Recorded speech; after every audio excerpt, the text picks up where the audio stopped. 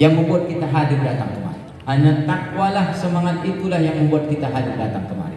Kalau bukan karena takwa yang ada dalam diri kita, mungkin hari ini kita tidak bisa datang berhadir ke aula yang berbahagia. Bapak Ibu hadirin, anak-anak semua yang dirahmati oleh Allah Subhanahu wa taala. Kisah Isra Mi'raj ini secara jelas Allah tuangkan dalam Al-Qur'an. Surah apa itu anak-anak semua? Surah Al-Isra. Ayat yang keberapa itu? Ayat pertama.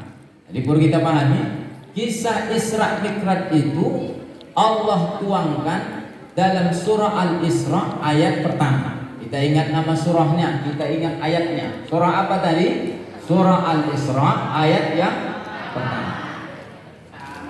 Ayat yang dibacakan oleh Farid kita. Apa bunyi ayat itu? Bismillahirrahmanirrahim.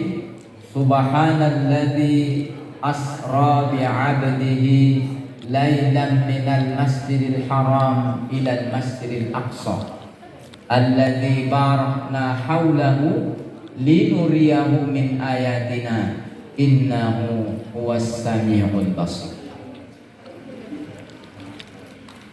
Anak-anakku semua yang dirahmati oleh Allah Subhanahu wa taala. Dari ayat ini ada 4 hal yang harus kita kupas dalam kesempatan ini, dalam peristiwa Isra Mi'raj. Yang pertama, apa pengertian Isra Mi'raj itu? Yang kedua, apa yang melatar belakangi peristiwa Isra Mi'raj itu terjadi?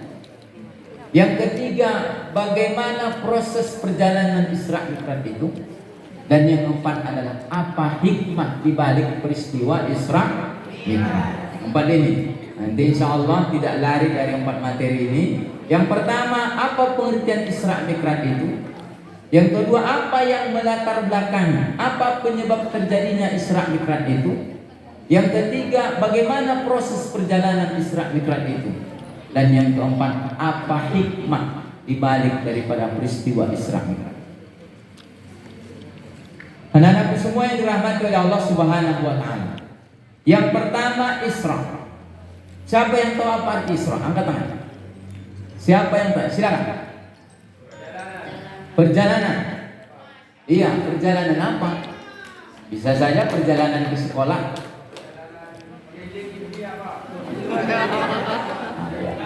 Perjalanan Isra. Dari segi bahasa, Isra itu diambil dari kalimat sara, berjalan. Berjalan. Tapi Isra di sini bukan hanya